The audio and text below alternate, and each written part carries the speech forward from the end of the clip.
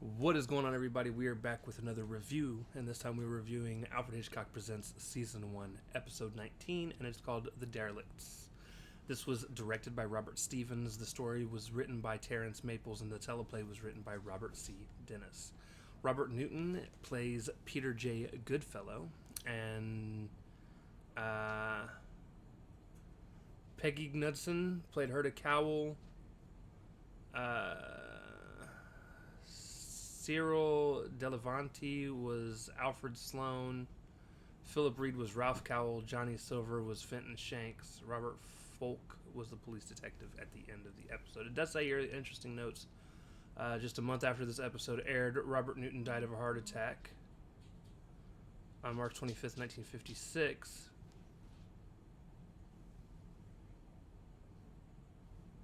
And then it says both Philip Reed and Robert Folk were born in 1908, while both Alfred Hitchcock and Peggy Knudsen died in 1980, respectively. I don't know what that has to do with anything. Anyways, yeah, that's Wikipedia for you. So,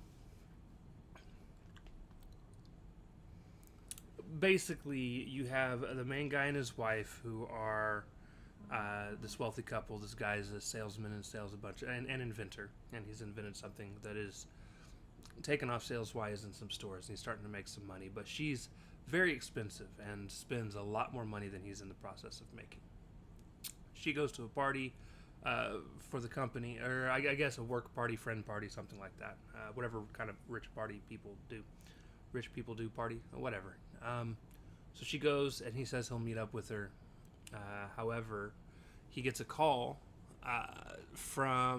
she gets mad. That's right, it was an argument. And she's like, well, I guess you could stay home. And she leaves. And after she leaves, he gets a call, and he's like, hey, the guy that calls is like, it's your business partner, the one that helped you get everything started. It's time for us to have a conversation. So they meet up in a park. The other guy basically tells our main guy, like, hey, just to give you an idea, I see that you started making a lot of money, and I need you to go ahead and pay me the IOU. I've got the IOU on me. The guy basically says he doesn't have it. The other guy says, well, I'm going to take this to my lawyers. And our main character goes to leave, circles back around, and strangles the guy in the park. He then robs his wallet in hopes to be able to find the IOU that he had written, and then leaves. Some guy in the park happens to see the end of him taking. Basically, he sees our main character take the wallet off the guy and then leave. He then goes and inspects the guy and finds a cigarette case and a couple other things. So he leaves and they go. Fast forward some time later.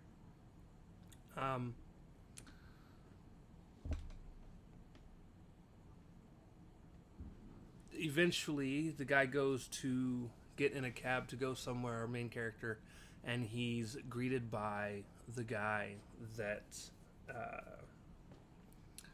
seen everything happen. And a part that I missed was our main character went through the wallet and did not find the IOU. So we'll get back to some of that later. So they go through, and he basically says tonight at 9 o'clock, I'm going to come over, and we're going to talk business. And the guy's like, I'd rather not do it at my house. And the other guy's like, nope, it's going to be perfect to do it at your house. So,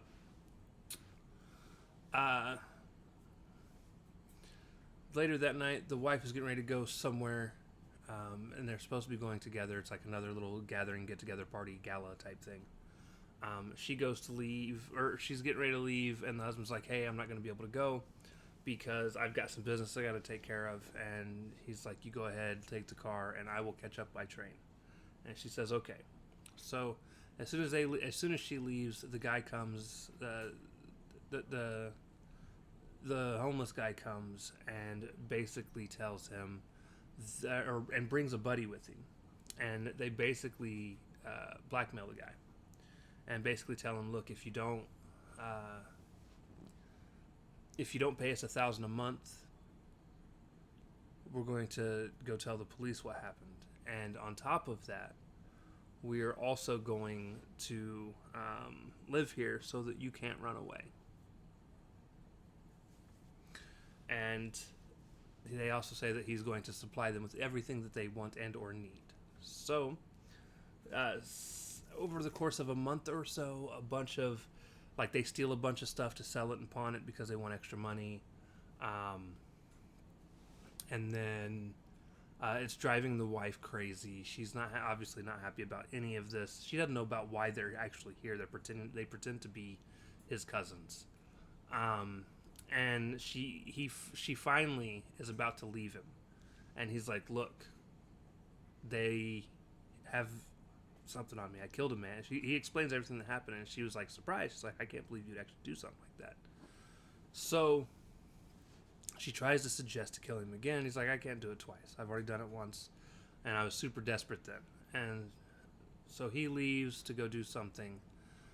She pretends to be interested in, like, messing around with the homeless guy, and she basically gets him to admit where he's going to leave the envelope that has what they're looking for at the end of the night.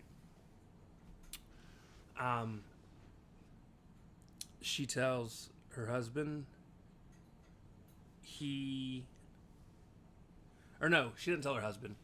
The guy goes to sleep. She goes to look in the spot and finds an envelope, but it's just a bunch of pictures of women, and she gets mad and throws it on top of the guy, the homeless guy, but he's sleeping, so he doesn't wake up. And she leaves the note and leaves. Like, she basically tells her husband she's gone. He comes home, finds the pictures laying on top of the homeless guy, and on the very top one, on the back, it has the IOU, and that's actually sticking up to where she can see it. So he takes the IOU, he burns it. As he's burning it, the guy wakes up, and he's like, "Yep, now you guys got to go. You have nothing on me." So he hands over one more receipt to be able to buy back something from the pawn shop, and he leaves. He gets his wife back, and eventually at the end of the episode, a cop comes in and is like, "Hey, did you pawn a bunch of stuff off at the pawn shop?" And he's like, "I did." And he's like, "Are these your signatures?" And he's like, "They are." He's like, "Okay, I just wanted to make sure because the cigarette case of a guy that we found murdered in a park was one of the things pawned off. And if these are indeed your signatures, then you're going to have to come with us. We're going to talk to you down at the station." So now he has talked himself into talked himself back into being the main suspect of this murder.